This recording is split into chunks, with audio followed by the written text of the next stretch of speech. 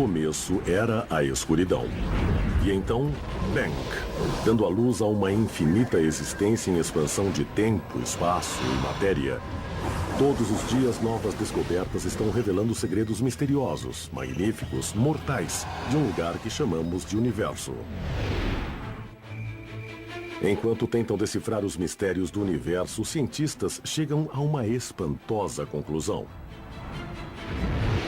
Para entender o grande espaço, eles precisam estudar o espaço pequeno, a matéria microscópica que forma a base de tudo o que vemos.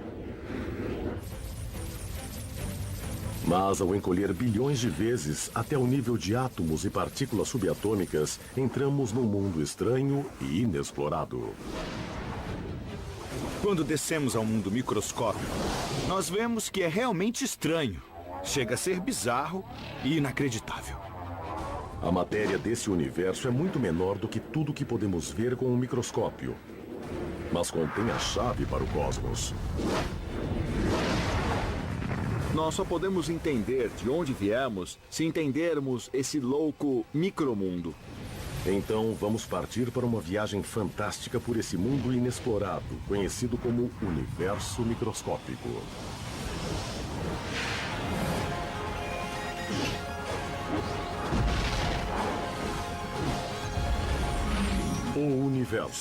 O universo microscópico. De fato, o experimento mais famoso na física quântica mostra como um objeto pode estar em dois lugares ao mesmo tempo. Um resultado que surpreendeu o grande Albert Einstein. Enquanto exploram o universo microscópico, os cientistas descobrem que é governado por regras muitas vezes incompreensíveis para aqueles que vivem no mundo normal.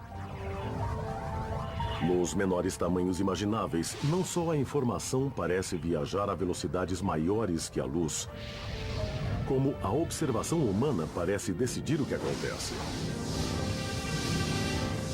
Parece que o comportamento da matéria mecânica quântica é diferente quando olhamos para ela e quando não estamos olhando. Chegou-se a essa profunda conclusão a partir do experimento do furo duplo. Os cientistas realizaram esse experimento pela primeira vez há um século. Dispararam fótons de luz através de uma placa de metal com duas fendas. A luz atravessou os furos e atingiu uma tela atrás da placa. Eu vou demonstrar os resultados desse incrível experimento com um monte de bolas de beisebol e uma barreira que nós colocamos com 2 buracos. Normalmente, no mundo do dia a dia, se eu jogar bolas de beisebol através de um buraco ou de outro, elas formarão um padrão previsível numa tela que nós instalamos bem atrás da base. Elas baterão em um lugar ou em outro. Agora, vamos fazer esse padrão com um monte de bolas de beisebol. Vou usar esta máquina de lançar aqui. Lá vai a primeira. Vamos ver o que acontece.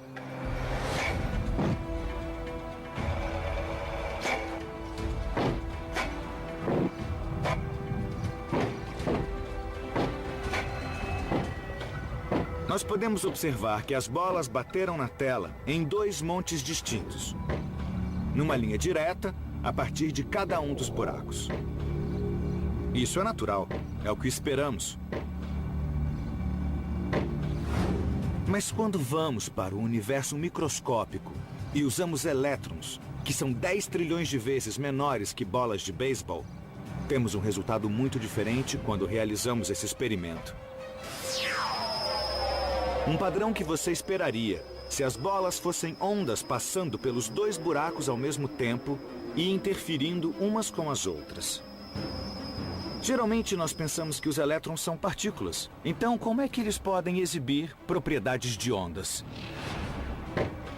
Esses resultados eram desconcertantes. O elétron era uma partícula antes de ser lançado na tela. No entanto, formava um padrão na tela, como se esse único elétron tivesse passado pelos 2 buracos ao mesmo tempo. Uma partícula microscópica pode se clonar espontaneamente no meio do caminho? Após anos de estudo, os cientistas ainda não sabem exatamente o que ocorre.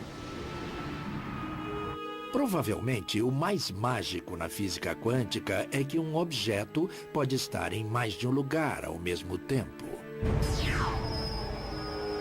Na verdade, pode sentir as duas fendas e passar por elas e pela mecânica quântica, sentir a estrutura das duas fendas no experimento. A maioria dos físicos concorda que a matemática é bem sólida e leva a soluções que são inegáveis e que podem ser confirmadas por medições experimentais. Mas exatamente o que acontece e como ainda é debatido. Para tentar entender esse incrível resultado experimental, os cientistas decidiram observar como os elétrons individuais se comportavam quando passavam pela fenda dupla. Exatamente como uma partícula podia passar pelos dois buracos ao mesmo tempo. Os cientistas resolveram observar de perto o estranho comportamento desses elétrons ou outras partículas subatômicas ou até fótons de luz. Não importava, desde que fossem pequenos. Eles não apenas olharam onde batiam na tela. Eles também observaram o comportamento das partículas ao passarem pelos buracos. E aí viram algo incrível. Quando os cientistas estavam observando os buracos, os elétrons se comportavam como partículas e formavam um padrão igual ao das bolas de beisebol na tela. Mas quando os cientistas não estavam observando, os elétrons se comportavam como ondas. Formavam um padrão parecido com o padrão de interferência produzido por ondas numa tela. É muito estranho. O que você vê depende de você estar olhando ou não. Se estiver olhando, você vê o comportamento de partícula, como as bolas de beisebol. Se não estiver olhando, você vê um comportamento de onda. Mas não os dois ao mesmo tempo.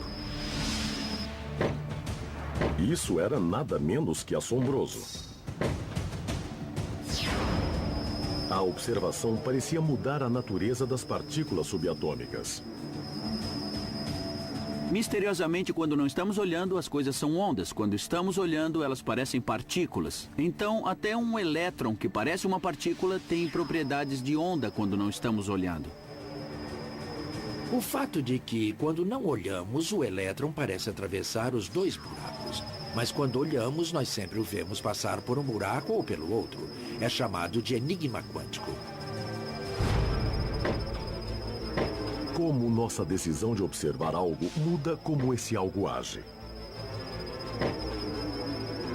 Há uma explicação técnica. Para fazer uma observação, você precisa interagir com o sistema. Por exemplo, você precisa lançar luz nele, e a luz repercute e você a observa. É assim que sabemos que uma bola de beisebol está aqui ou ali. A luz repercute nela. No caso das partículas macroscópicas, isso não as perturba muito. Mas no caso das partículas microscópicas, o ato da luz repercutir na partícula muda onde ela está e como está se movendo. Então, no universo microscópico, onde fótons de luz têm cerca do mesmo tamanho que partículas subatômicas, os fótons têm um grande impacto quando iluminam as partículas para que possamos vê-las. Mas isso não responde à pergunta por que a luz simplesmente não muda a direção das partículas subatômicas.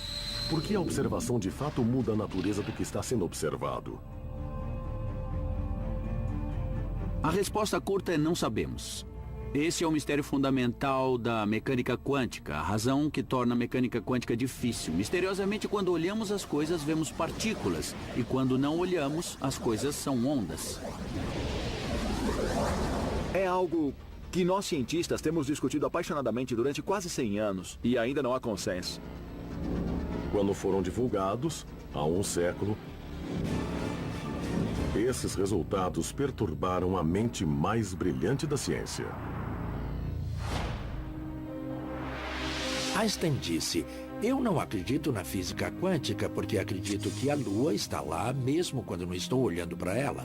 Einstein se referia, é claro, às implicações da teoria de que a Lua não está em nenhum lugar até ser observada. No entanto, as paradoxais conclusões do experimento da fenda dupla vão além. Recentemente, graças à tecnologia, os cientistas puderam realizar uma fascinante variação do teste. Seus resultados questionam nossa percepção do próprio tempo. Essa é uma versão high-tech do experimento da fenda dupla. Elétrons são lançados em direção a uma barreira com duas fendas. Mas os cientistas podem atrasar sua decisão de observarem os elétrons até depois de passarem pelos buracos, mas antes de baterem na tela. É como se eu estivesse num campo de beisebol e uma bola fosse atirada em direção à barreira com os buracos. Mas meus olhos estão fechados, então ela atravessa e se comporta como uma onda. Mas aí, no último segundo antes de atingir a tela, eu abro os olhos e decido observá-la. Nesse momento, os elétrons, em essência, tornam-se partículas. E, aparentemente, sempre foram partículas desde que saíram do canhão de elétrons. Então, é como se eles voltassem no tempo antes de passarem pelos buracos e decidissem passar por um ou por outro. Não pelos dois, como fariam se estivessem se comportando como ondas. Isso é loucura. Esse é o enigma. O que nossa escolha do que experimentar fazer determina o estado anterior do elétron. De um jeito ou de outro, nós tivemos uma influência nele, o que parece viagem no tempo. Os cientistas estão apenas começando a entender o que esses mistérios microscópicos significam para a viagem no tempo e a mudança do passado em nosso dia a dia. Mas uma coisa é clara. As regras que governam esse mundo subatômico indicam um universo que é tão misterioso quanto a ficção científica. De fato, a física quântica pode sugerir que a realidade é simplesmente um fruto da nossa imaginação.